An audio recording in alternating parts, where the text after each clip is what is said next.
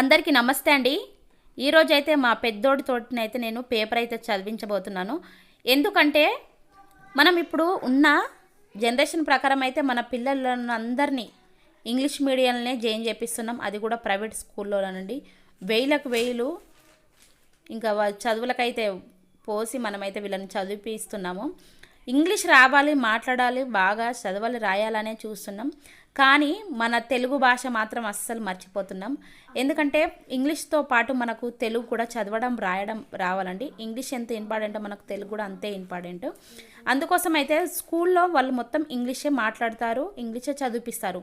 Text బుక్లు ఉన్నాయన్నీ ఇంగ్లీష్లోనే, కాబట్టి వాళ్ళకి ఇంగ్లీష్ చదవడం చాలా ఈజీ. ఇప్పుడు మా పెద్దోడు కోసమే చెప్తున్నా, ఇంగ్లీష్ బాగా చదువుతాడు, మాట్లాడతాడు, రాయగలుగుతాడు. కానీ తెలుగు సబ్జెక్ట్ వచ్చేసరికి కొంచెం తడబడతాడు అన్నమాట.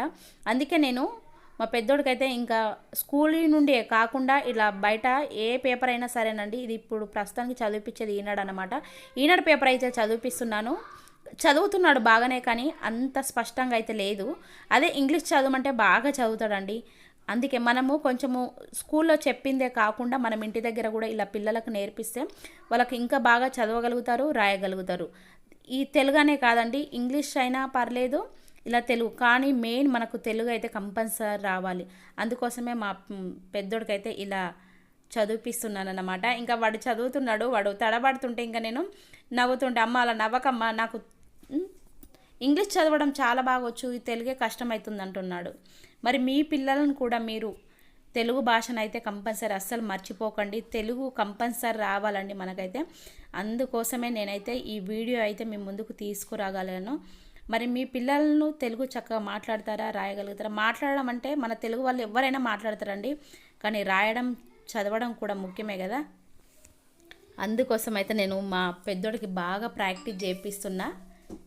ఇంకా తెలుగు చదువుతాడు, కానీ రాయమంటే కొంచెం ఇబ్బంది పడతాడు.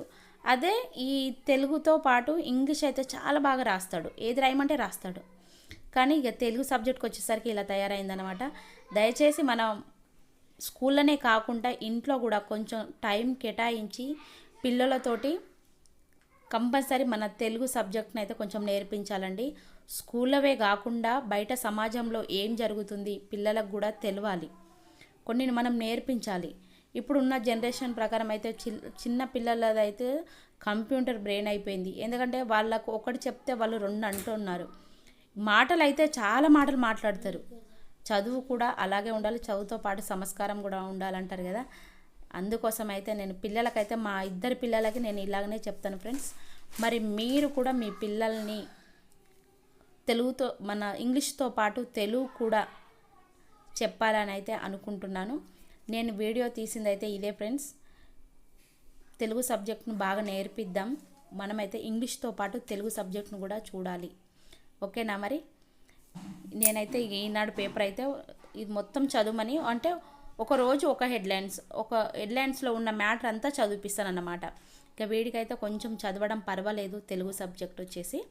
మరి మీ పిల్లలకు కూడా ఇప్పుడున్న జనరేషన్ ప్రకారం అయితే అందరు ఇంగ్లీష్ మాట్లాడాలి, రాయాలనే చూస్తున్నాం.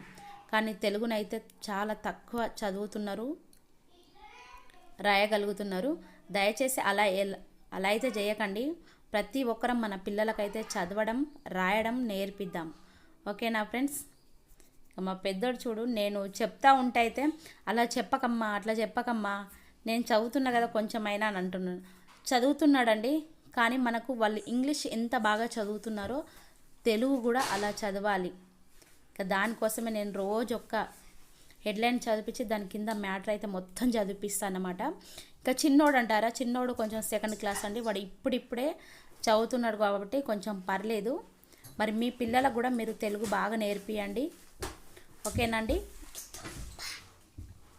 ఇంకా నేను ఇది చెప్తుంటే మా పెద్దోడైతే లైట్తో ఆడుతున్నాడు అనమాట. ఇంకా కెమెరా తీసేది చాలామంది అడుగుతారు, అక్క మీకు కెమెరా ఎవరు షూట్ చేస్తారంటే, ఎక్కువైతే మాకు పెద్దోడే షూట్ చేస్తాడండి, చిన్నోడు చాలా తక్కువ అన్నమాట.